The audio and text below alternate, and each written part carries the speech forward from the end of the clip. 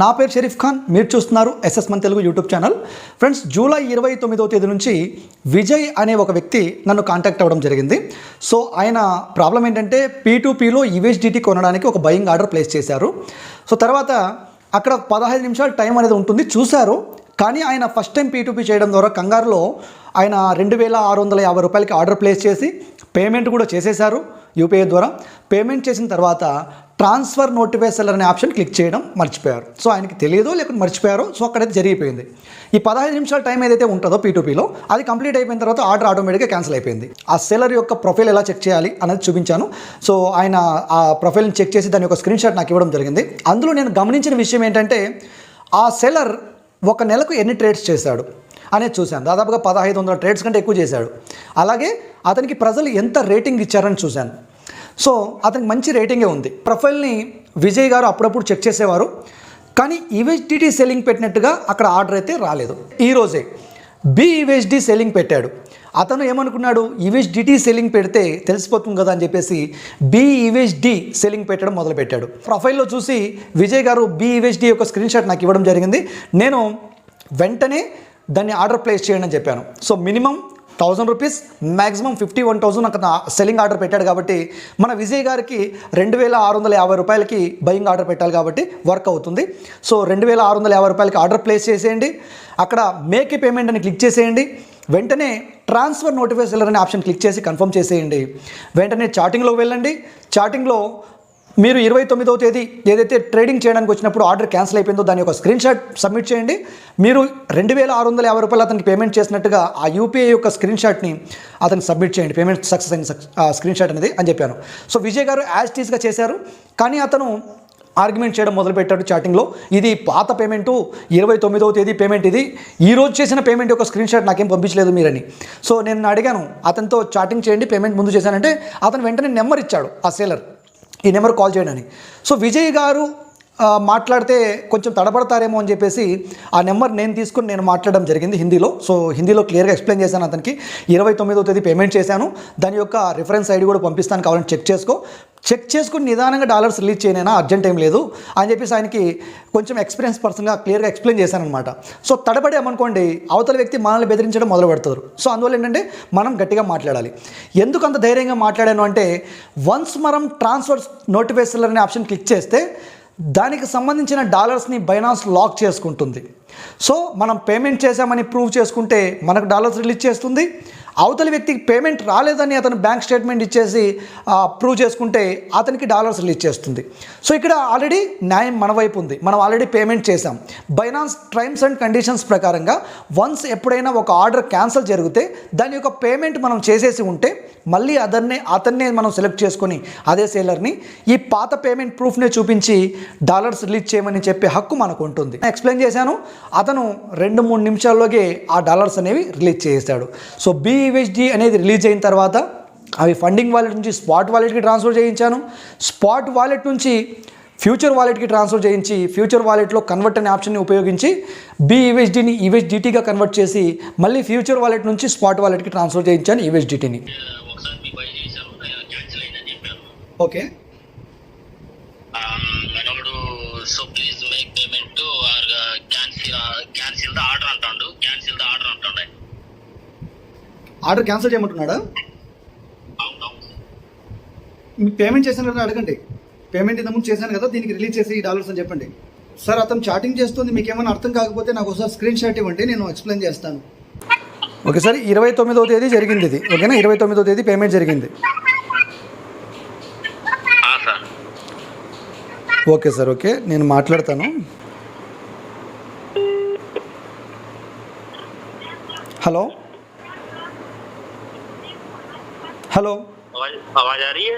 हाँ सर, आ रही है. अभी P2P में ऑर्डर किए थे ना 2650 रुपीज़ का. जी जी जी. सर जी, ये 29 का पेमेंट हुआ था, उसमें जो ऑर्डर तो कैंसिल हो चुका था सर बाय मिस्टेक में. इसलिए हमें अभी रिक्वेस्ट कर रहे हैं आपसे, प्लीज़ ये USDT वो BUSD रिलीज़ कर दो अभी वो पेमेंट के लिए. तो आपने पेमेंट पहले कर दिया था?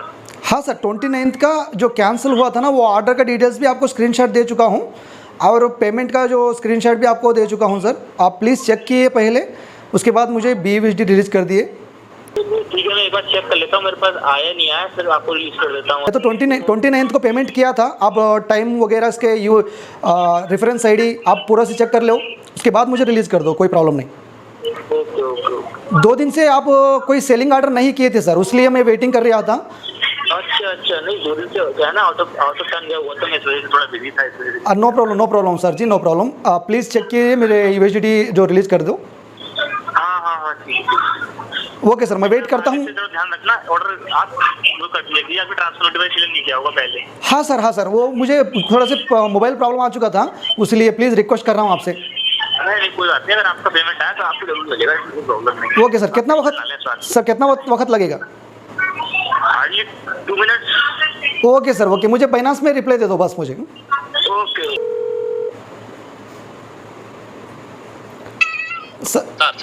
సార్ విజయ్ గారు, నేను ఆయనతో మాట్లాడాను. సార్ ఆయనకి 29th పేమెంట్ చేశానని చెప్పాడు. 2 రోజుల నుంచి ఆర్డర్ పెట్టలేదంటే నేనే ఆయన చెప్పాను, 2 రోజుల నుంచి మీరే సెల్లింగ్ ఆర్డర్ పెట్టలేదు, లేకుంటే నేనే ఆర్డర్ ప్లేస్ చేసేవాడిని. సో అందుకే నేను వెయిట్ చేస్తున్నాను మీ సెల్లింగ్ ఆర్డర్ కోసం. పేమెంట్ చెక్ చేసుకొని నాకు డాలర్స్ రిలీజ్ చేయ, అర్జెంట్ ఏం లేదన్నాను. ఒక 2-3 నిమిషాలు ఆగండి, నేను పేమెంట్ చెక్ చేసుకుంటాను, పేమెంట్ వచ్చి ఉంటే నేను ఖచ్చితంగా మీకు డిలీట్ చేస్తానన్నాడు.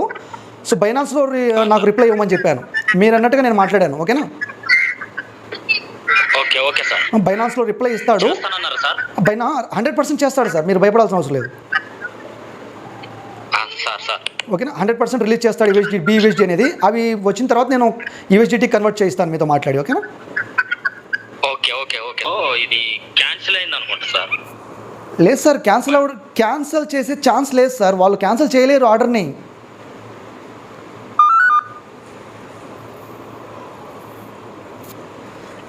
హలో సార్, ఆర్డర్ క్యాన్సిల్ చేసే హక్కు వాళ్ళకు ఉండదు, సేలర్కి. సో మీరు ఒక స్క్రీన్ షాట్ ఇవ్వండి సార్ నాకు. ఒక్క నిమిషం, ఇక్కడ పండింగ్ లో వచ్చింది సార్, మరి ఉన్నాయా? 31 పాయింట్ ఏదో ఉన్నాయి అంతే సార్, రిలీజ్ అయిపోయినట్లేనా సార్? మీకు పెట్టాను. ఓకే సార్, 31.30 BUSD మీకు రిలీజ్ అయిపోయాయి. ఓకేనా? అవునవును సార్. 31.30 BUSD మీకు రిలీజ్ అయిపోయాయి. సో ఇప్పుడు నేను వీడియోలో కూడా చూపిస్తున్నాను ఇక్కడ క్లియర్గా. అలాగే మీకు ఈ BUSD మీకు ఇప్పుడు కూడా రిలీజ్ అవ్వడానికి, అంటే 2 days తర్వాత కూడా మీకు రిలీజ్ అవ్వడానికి కారణం ఏంటో తెలుసా మీకు? ఒక మంచి సేలర్ని ఎంచుకున్నారు, అంటే అతను ఎక్కువగా ట్రేడ్ చేసే వ్యక్తి. మామూలుగా అతను P2Pలో ఒక వ్యాపారస్తుడు అనమాట. సో అతను ఎప్పుడు కూడా వ్యాపారం చేస్తూ ఉంటాడు కాబట్టి మనము 2 రోజుల తర్వాత కూడా అతన్ని మళ్ళీ ఆర్డర్ ప్లేస్ చేసి పాత అమౌంట్కి డాలర్స్ రిలీజ్ చేయించుకున్నాం. ఫండింగ్ వాలెట్లోకి వెళ్ళిన తర్వాత అక్కడ ట్రాన్స్ఫర్ అని సెలెక్ట్ చేయండి సార్. అక్కడ కరెన్సీ అనేది BUSD సెలెక్ట్ చేసుకోండి సార్, మీ దగ్గర ఉన్నది అదే వాలెట్లో.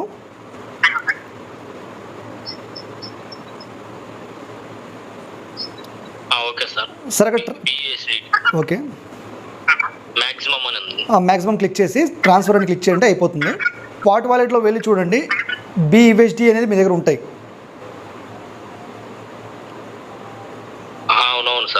విజయ్ గారే కాదు, చాలామంది ఇలా సంప్రదిస్తూ ఉంటారు.